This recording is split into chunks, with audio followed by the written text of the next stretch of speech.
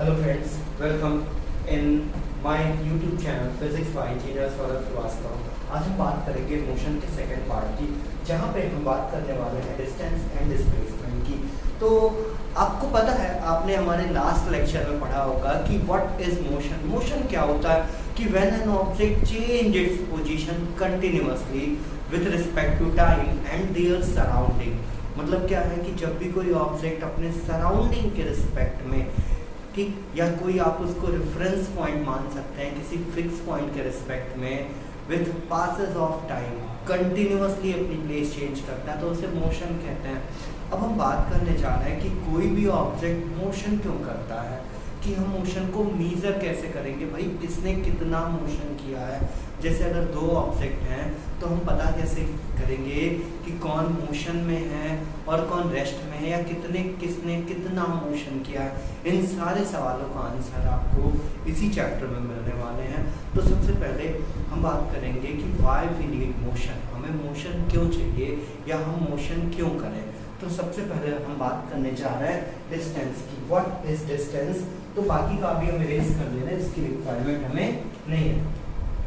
Distance, इसको हिंदी में हम लोग बोलते हैं दूरी, इसको हिंदी में बोलते हैं दूरी। तो भैया अब अगर देखा जाए, ये मार्कर जो आपको दिख रहा है, यहाँ पे एक पॉइंट इसका ये लास्ट वाला पॉइंट मान लेते हैं और ये पॉइंट मान लेते हैं। तो अगर कोई ऑब्जेक्ट यहाँ से यहाँ तक चल रहा है इस तरीके से, तो दैट मीन्स the distance या the total path covered by a moving object। Generally आपको डेफिनेशन मिल जाती है, the total path, the total path और length covered by a moving object।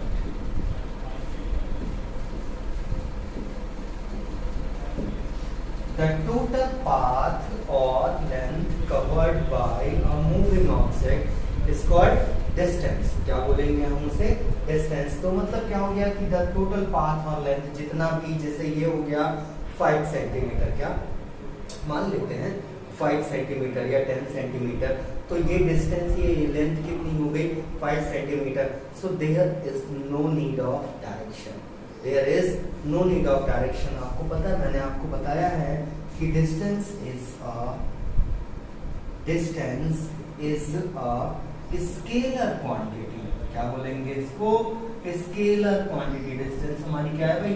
Scalar quantity है। That means there is no need of direction, only need of magnitude. Confirm?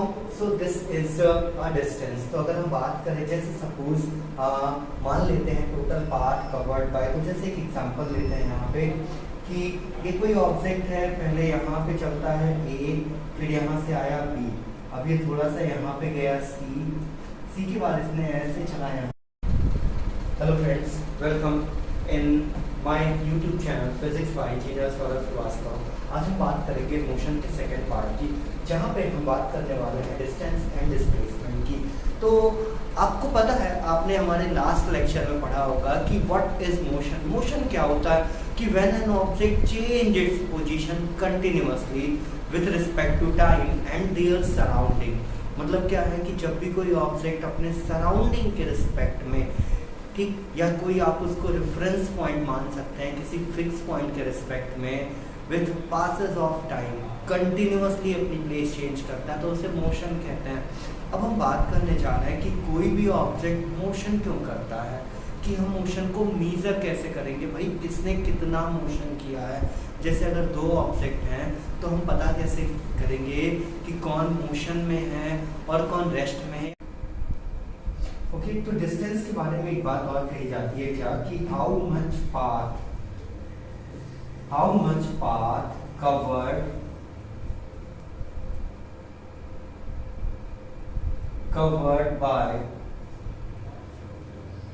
covered by a body in motion। तो distance मतलब एक तरीके से how much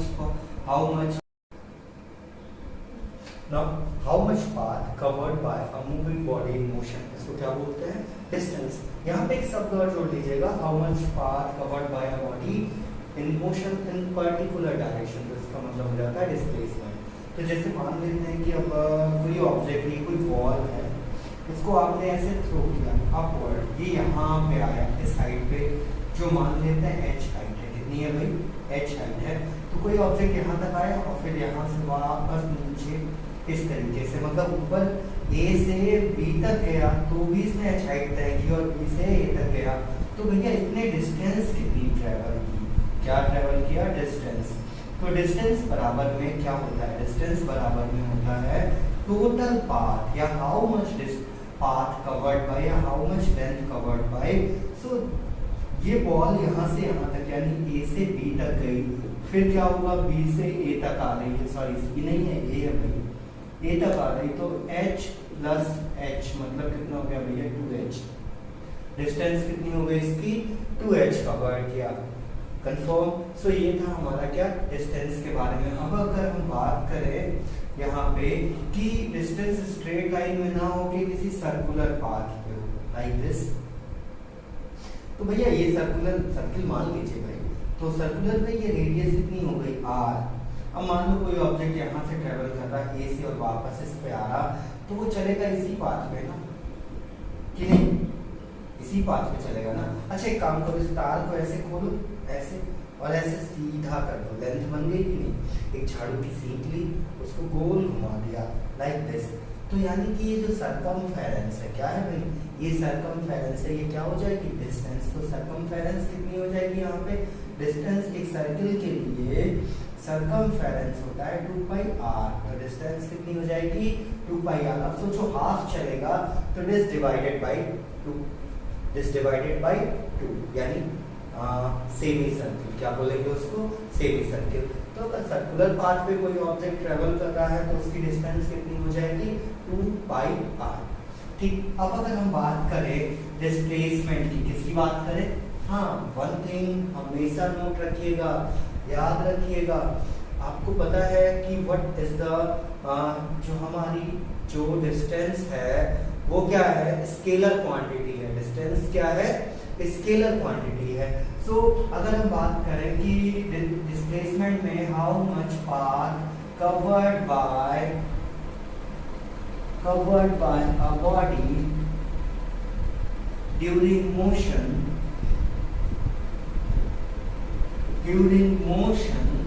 in particular direction,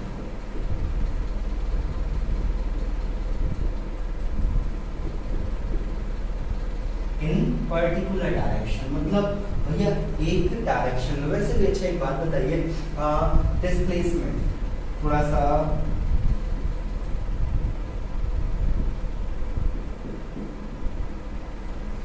अच्छा, place करना मतलब किसी चीज को रखना, डिस्प्लेस करना मतलब उसकी प्लेस को बदल देना।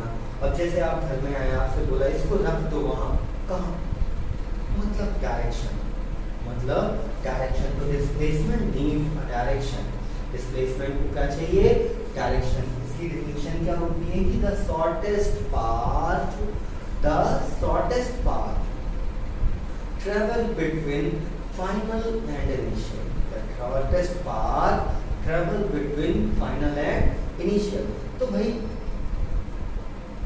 ये शॉर्टेस्ट पाथ जो होता है, आपको पता है शॉर्टकट मतलब you know the direction, shortcut मतलब यू नो द डायरेक्शन। हम मान लेते हैं कि जैसे ये कोई भाई साहब है, यहाँ से चलना शुरू किया, ये 3 मीटर चले ए से बी की तरफ, कहाँ पे भाई, ए से बी की तरफ 3 मीटर चले, और फिर बी से सी तक के 4 मीटर चलते हैं। कितना मीटर चलते हैं, 4 मीटर। देन ही रियलाइज यार अपन फालतू में चले, ए से बी फिर बी से सी। यहाँ पहुँचने के बाद एक बात समझ में आई कि हम तो इसको स्ट्रेट लाइन में भी पार कर सकते थे। क्या कर सकते थे, स्ट्रेट लाइन में भी पार कर सकते थे। ओके, यहाँ पहले वो बंदा क्या चला, ए से बी और फिर बी से सी। तो अगर डिस्टेंस देखी जाए, क्या देखा जाएगा भाई, डिस्टेंस। तो डिस्टेंस इक्वल्स टू होगा A B plus B C, A B plus B C, that means 4 + 3 = 7 metre. कितना हो जाएगा भाई, 7 मीटर। बट डिस्प्लेसमेंट मतलब होता है शॉर्टेस्ट पाथ। डिस्प्लेसमेंट मतलब क्या होता है? Shortest path. तो जब ए से बी पे आए और बी से सी पे गए तब रियलाइज हुआ मैं डायरेक्ट आ सकता था सी टू ए। तो आपको याद होगा कि डिस्प्लेसमेंट जो होता है वो शॉर्टेस्ट पाथ होता है भैया। क्या होता है?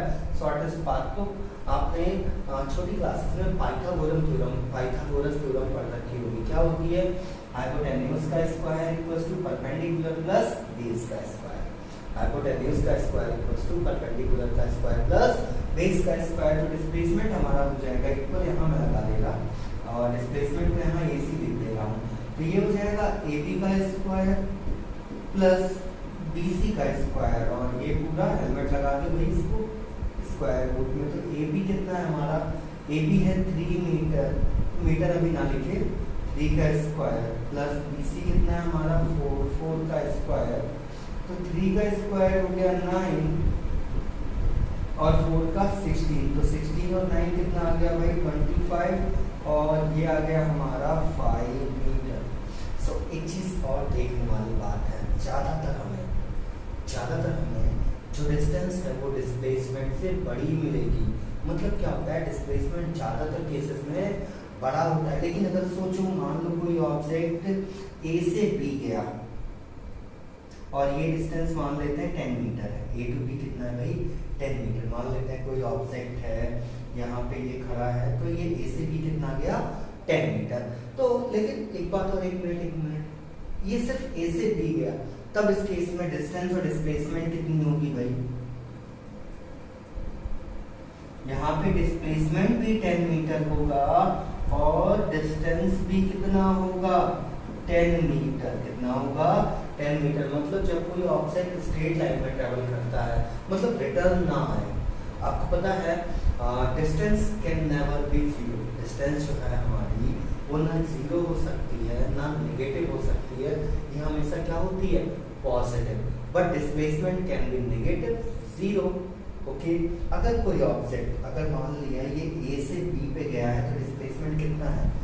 10। अगर ये वापस B से A पे आ जाए, मतलब A से गया B तक और फिर वापस आ जाए, तो डिस्प्लेसमेंट कितना हो जाएगा इसका?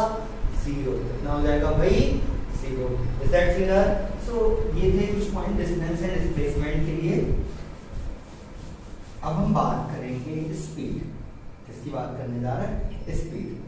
सो हम बात करने वाले हैं speed. What is speed? Speed को हिंदी में हम लोग बोलते हैं चाल। क्या बोलेंगे? चाल। यहाँ से डिस्टेंस का भी फॉर्मूला निकलेगा। स्पीड मतलब होता है